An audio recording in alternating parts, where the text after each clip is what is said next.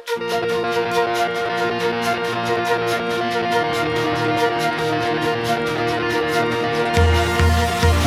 दोस्तों, आप सुन रहे हैं पैसे से पैसा, कमाई और निवेश के असली तरीके। और मैं हूं आपका होस्ट रमेश चौहान। आज हम बात करेंगे उस निवेश के बारे में जिसने सदियों से भारतीयों के भरोसे को बनाए रखा है, सोना। लेकिन आज का सवाल है, क्या केवल गहनों में सोना खरीदना ही सही निवेश है, या अब वक्त आ गया है स्मार्ट गोल्ड इन्वेस्टमेंट का। आज के एपिसोड सोने में स्मार्ट निवेश सॉवरेन गोल्ड बॉन्ड में हम जानेंगे कि क्यों पारंपरिक गोल्ड की जगह अब सॉवरेन गोल्ड बॉन्ड्स एक समझदार, सुरक्षित और टैक्स फ्री निवेश विकल्प बन गए हैं। हम समझेंगे सॉवरेन गोल्ड बॉन्ड क्या है, इसमें निवेश कैसे किया जा सकता है, और यह आपके फ्यूचर फाइनेंशियल सिक्योरिटी के लिए क्यों जरूरी है। तो चलिए शुरू करते हैं एक ऐसी चर्चा जो आपके निवेश को और समझदार बनाएगी।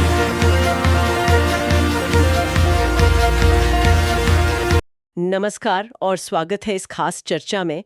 आज हम बात कर रहे हैं सोने की। वो पीली धातु जो हम सबके घरों में, हमारी संस्कृति में इतनी रची बसी है। लेकिन क्या आज भी सोना सिर्फ गहनों और परंपरा तक ही सीमित है, या फिर निवेश के तौर पर इसकी चमक कुछ और ही कहानी कह रही है? हमारे पास एक काफी दिलचस्प लेख है जिसका शीर्षक है सोने में निवेश, महंगाई से सुरक्षा और स्मार्ट तरीके। तो आज का हमारा मकसद यही है कि इस लेख के जरिए हम समझें कि आज की दुनिया में, और खासकर जब महंगाई इतनी बढ़ रही है, तब सोने में निवेश क्यों जरूरी है और कैसे इसे स्मार्ट तरीके से किया जा सकता है। हम थोड़ा पारंपरिक सोच से आगे बढ़ेंगे और कुछ नए स्मार्ट विकल्पों को देखेंगे। और हाँ, सॉवरेन गोल्ड बॉन्ड जिसे SGB कहते हैं, उस पर लेख में काफी जोर है। उसे तो गेम चेंजर कहा गया है। तो चलिए इस चमकदार धातु के निवेश वाले पहलू की गहराई में उतरते हैं। सोना, ये शब्द सुनते ही मन में क्या आता है? सुरक्षा, शुद्धता, शायद कोई त्योहार या फिर शादी।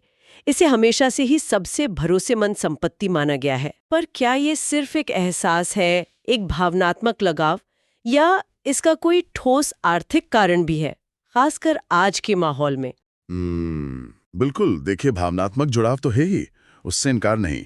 लेकिन सोने का आर्थिक महत्व भी उतना ही, बल्कि शायद ज्यादा मजबूत है। लेख के हिसाब से देखें तो आज भी सोना कम से कम 3 मुख्य कारणों से बहुत प्रासंगिक है। पहला और शायद सबसे अहम कारण ये महंगाई का दुश्मन है। इतिहास देखें तो सोने ने अक्सर महंगाई की दर को पीछे छोड़ा है।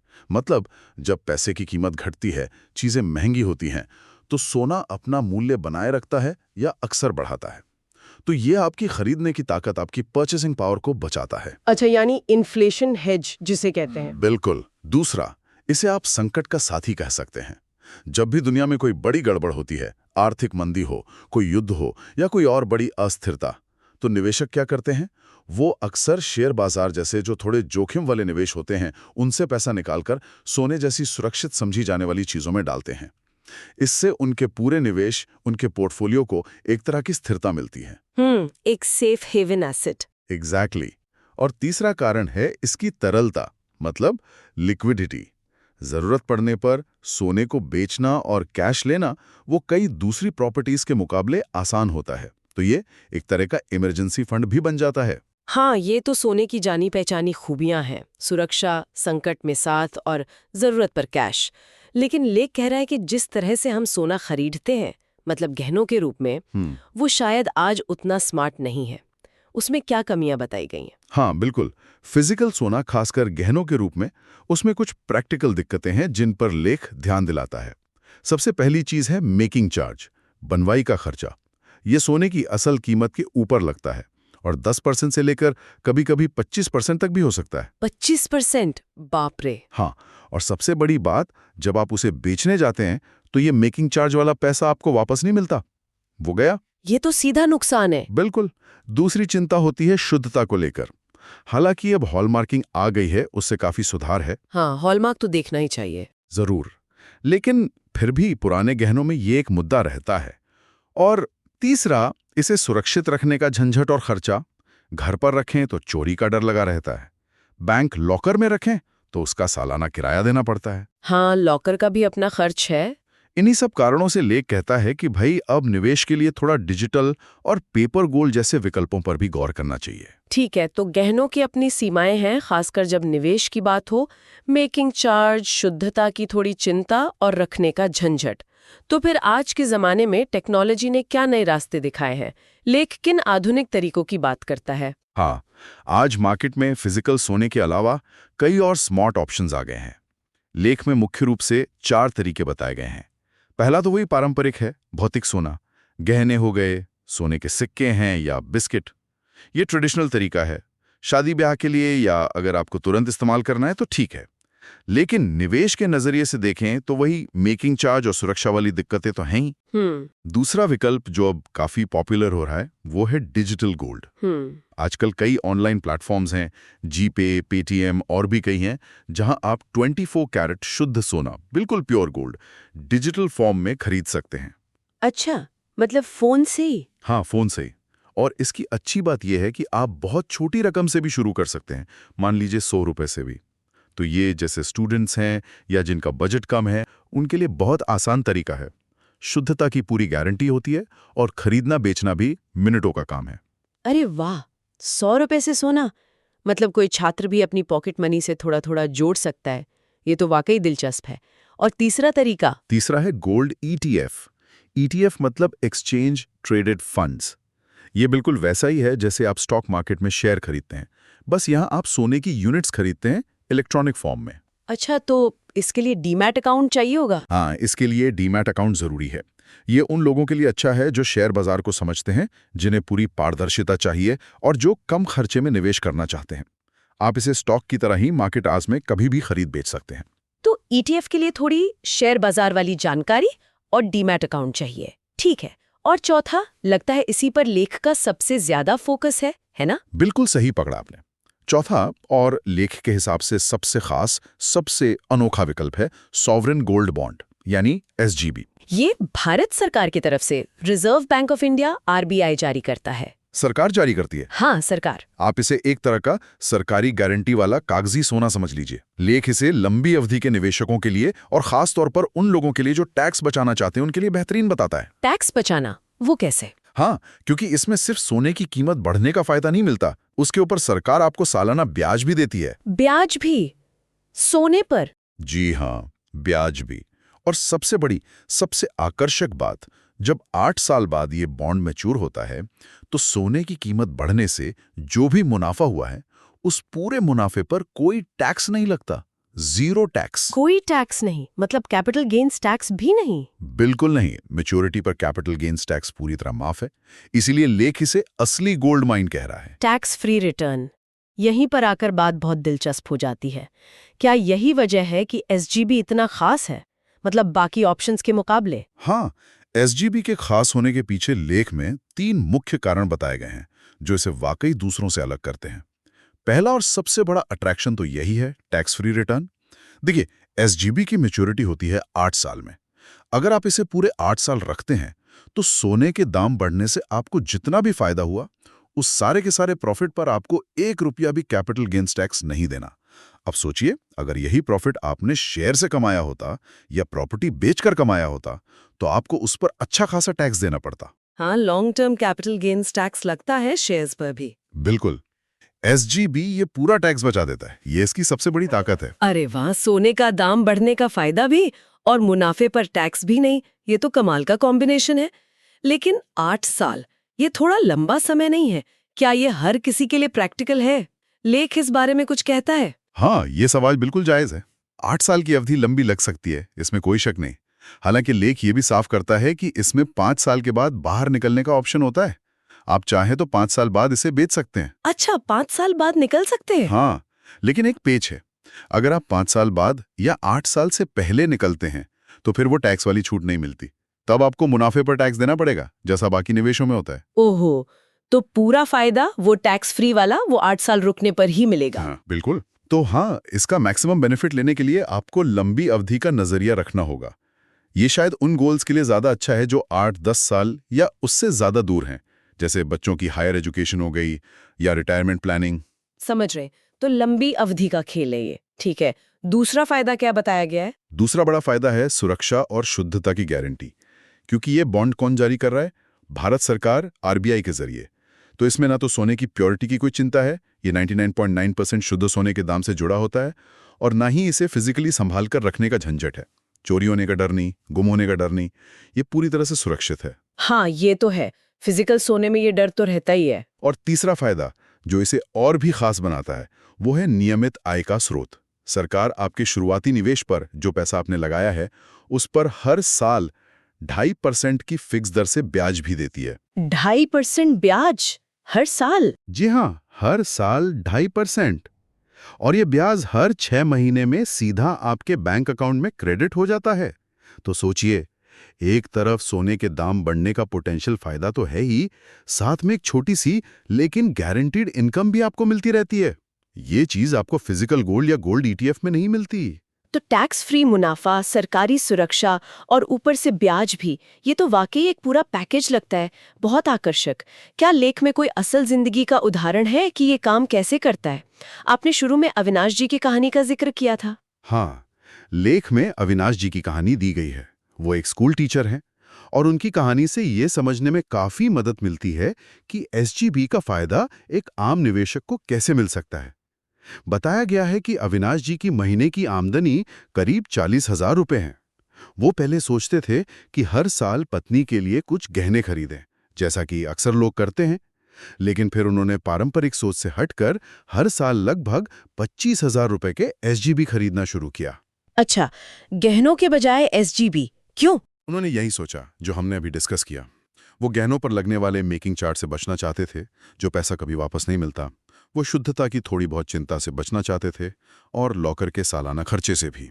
उनका सोचना था कि अगर निवेश का मकसद वेल्थ बनाना है तो शायद एसजीबी बेहतर तरीका है। लॉजिकल है। तो कहानी ये बताती है कि उन्होंने मान लीजिए 2015 में 25,000 रुपए के एसजीबी खरीदे। 8 साल बाद यानी 2023 में जब उनके बॉन्ड मैच्योर हुए, तब तक सोने की कीमत काफी बढ़ चुकी थी। लेख के अनुसार लगभग दोगुनी हो गई थी। तो उनके 25,000 रुपए के निवेश की वैल्यू बढ़कर करीब 50,000 रुपए हो गई। डबल। बढ़िया रिटर्न। हाँ, रिटर्न अच्छा था, लेकिन अब आती है सबसे दिलचस्प बात जिस पर लेख जोर दे रहा है। ये जो 25,000 रुपए का मुनाफा हुआ, 50,000 रुपए माइनस 25,000, इस पूरे मुनाफे पर अविनाश जी को कितना टैक्स देना पड़ा? कितना? 0, 0 टैक्स, 1 रुपया भी नहीं। वाकई पूरा 25,000 का प्रॉफिट टैक्स फ्री। बिल्कुल।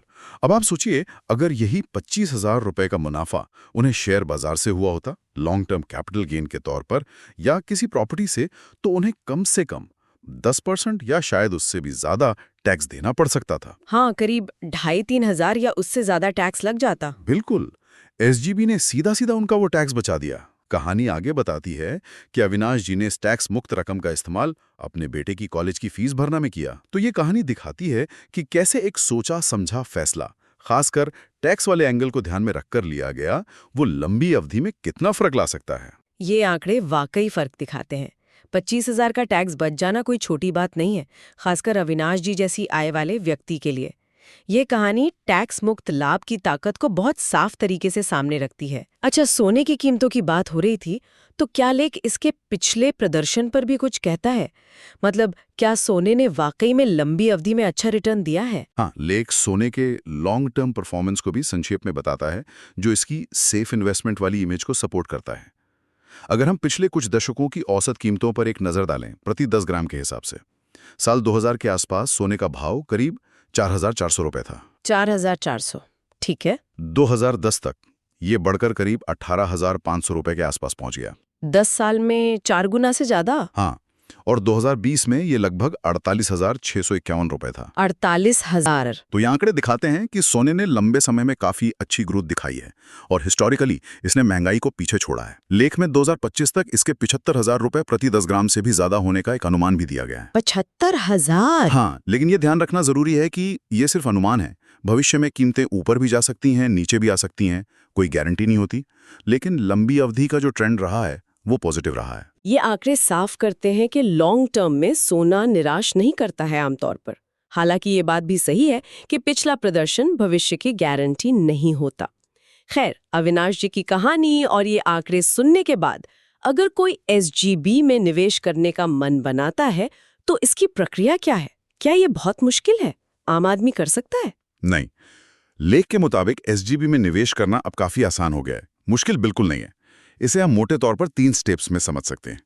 पहला कदम है घोषणा का इंतजार करना।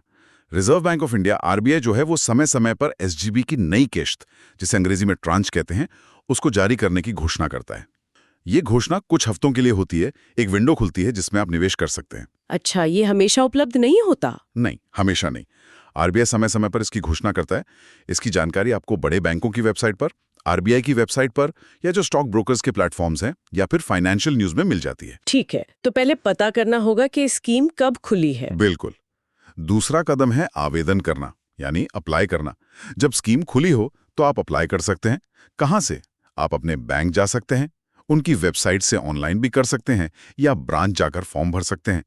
आप किसी ऑथोराइज्ड पोस्ट ऑफिस से भी कर सकते हैं, या अगर आपके पास डीमैट अकाउंट है तो आप अपने स्टॉक ब्रोकर के जरिए भी अप्लाई कर सकते हैं। आजकल ये काफी आसान हो गया है। कई सारे रास्ते हैं, मतलब बैंक, पोस्ट ऑफिस, ब्रोकर। हाँ, कई विकल्प हैं। तीसरा कदम है भुगतान और प्राप्ति। अप्लाई करने के बाद आपको पेमेंट करनी होती है। पेमेंट हो जाने के बाद सरकार की तरफ से आपको एक होल्डिंग सर्टिफिकेट मिलता है। यह आपके निवेश का प्रूफ होता है।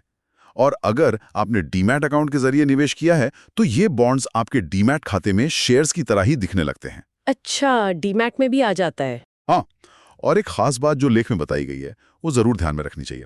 अगर आप ऑनलाइन अप्लाई करते हैं, मतलब डिजिटल तरीके से, और पेमेंट भी ऑनलाइन करते हैं, तो सरकार आपको प्रति ग्राम 50 रुपए की छूट भी देती है। 50 रुपए प्रति ग्राम की छूट? जी हाँ, तो ऑनलाइन अप्लाई करना न सिर्फ आसान है बल्कि थोड़ा सस्ता भी पड़ता है। ये तो बढ़िया है।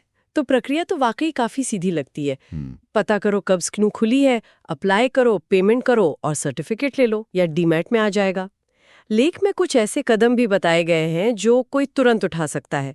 मतलब अगर कोई बस शुरुआत करना चाहता है या इसे आजमा कर देखना चाहता है। हाँ, लेख सिर्फ जानकारी देकर नहीं छोड़ता बल्कि कुछ प्रैक्टिकल एक्शन लेने वाले कदम भी सुझाता है, ताकि लोग इसे सिर्फ सुने नहीं बल्कि आजमा कर भी देख सकें। पहला, सिर्फ प्रोसेस को समझने के लिए और ऑनलाइन गोल्ड खरीदने की जो एक हिचक होती है उसे दूर करने के लिए किसी भरोसेमंद ऐप पर, जैसे पेटीएम है, गूगल पे है, या और भी कई फिनटेक प्लेटफॉर्म्स हैं, उन पर सिर्फ 100 या 500 रुपए का डिजिटल गोल्ड खरीद कर देखें। अच्छा, डिजिटल गोल्ड। हाँ, डिजिटल गोल्ड।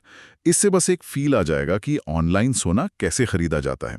एसजीबी की प्रक्रिया थोड़ी अलग है, पर एक ऑनलाइन अनुभव मिल जाएगा। ठीक है। दूसरा, एक्टिवली पता करें कि आरबीआई की अगली एसजीबी स्कीम कब आने वाली है।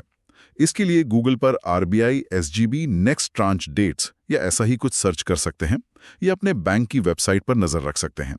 जानकारी रखना ही पहला कदम है। सही बात है, पता तो होना चाहिए। बिल्कुल। और तीसरा, एक बजट तय करें। सोचें कि हर साल या जब भी एसजीबी की स्कीम आए, आप अपनी बचत का कितना हिस्सा इसमें लगा सकते हैं। 5,000 रुपए, 10,000 रुपए, 25,000 रुपए, जो भी आपकी क्षमता हो।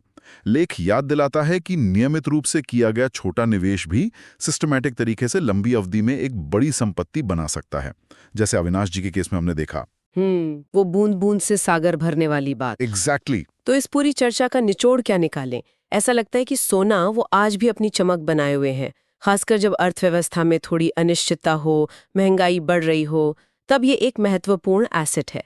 लेकिन समझदारी शायद इसी में है कि हम सिर्फ पुराने तरीकों, जैसे बस गहने खरीदने तक ही ना रुकें, बल्कि निवेश के जो नए और स्मार्ट तरीके आ गए हैं उन्हें भी अपनाएं। बिल्कुल सही कहा आपने। सोना सिर्फ एक धातु नहीं है, ये हम भारतीयों के लिए विश्वास का, सुरक्षा का प्रतीक है। लेख का जो मुख्य संदेश है वो यही है कि इस पुराने भरोसे को निवेश के नए और स्मार्ट तरीकों से जोड़ने की जरूरत है।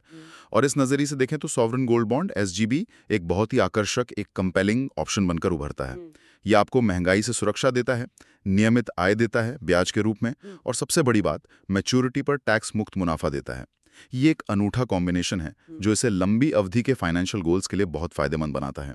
तो आज के इस गहरी बातचीत में हमने सोने में निवेश के आधुनिक पहलुओं को टटोला और खास तौर पर सॉवरेन गोल्ड बॉन्ड पर फोकस किया, जैसा कि हमारे स्रोत लेख ने हमें गाइड किया। हमने देखा कि कैसे एक पारंपरिक संपत्ति को, एक ट्रेडिशनल एसेट को आज के फाइनेंशियल टूल्स का इस्तेमाल करके ज्यादा असरदार और फायदेमंद बनाया जा सकता है। एक ऐसा तरीका जो ना सिर्फ महंगाई से बचाए बल्कि टैक्स बचाने में भी अच्छी खासी मदद करे। और अंत में एक सवाल शायद हम अपने सुनने वालों के लिए छोड़ सकते हैं।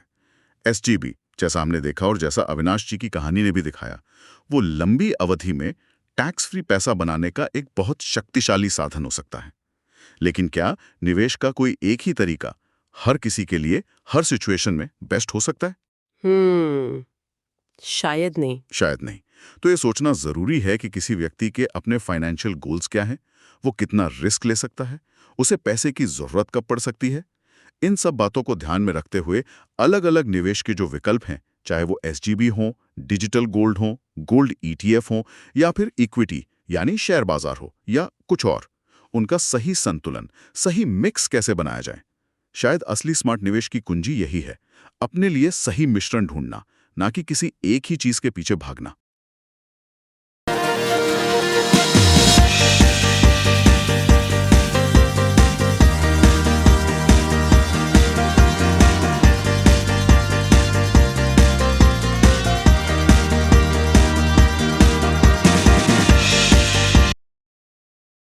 गोल्ड बॉन्ड कैसे न सिर्फ सोने में निवेश का एक आधुनिक तरीका है, बल्कि यह गोल्ड की चमक को गारंटीड ब्याज और टैक्स फ्री रिटर्न्स के साथ जोड़ देता है। यह है स्मार्ट गोल्ड, जहां आपका हर रुपया न सिर्फ सुरक्षित रहता है, बल्कि हर साल बढ़ता भी है। अगर आप अपनी वित्तीय योजना को और मजबूत बनाना चाहते हैं, तो यह सही समय है एसजीबी जैसे निवेशों की ओर कदम बढ़ाने का, क्योंकि स्मार्ट निवेश ही है सच्ची बचत। आप सुन रहे थे पैसे से पैसा, कमाई और निवेश के असली तरीके। मैं हूं रमेश चौहान। हर शुक्रवार मैं लेकर आता हूं ऐसे ही विचार, जो आपके पैसे को बढ़ाना और संभालना सिखाते हैं। अगर यह एपिसोड आपको पसंद आया हो, तो इसे जरूर शेयर करें और YouTube, स्पॉटिफाई, जियो सावन या Amazon म्यूजिक पर हमारे शो को फॉलो बटा सब्सक्राइब करें। और यदि आप गहराई से निवेश और कमाई के तरीके सीखना चाहते हैं, तो मेरी ईबुक पैसा से पैसा जरूर पढ़े। लिंक डिस्क्रिप्शन में दिया गया है। फिर मिलेंगे अगले शुक्रवार एक नए विचार और नए निवेश दृष्टिकोण के साथ। तब तक याद रखिए, ज्ञान में निवेश सबसे अच्छा निवेश है।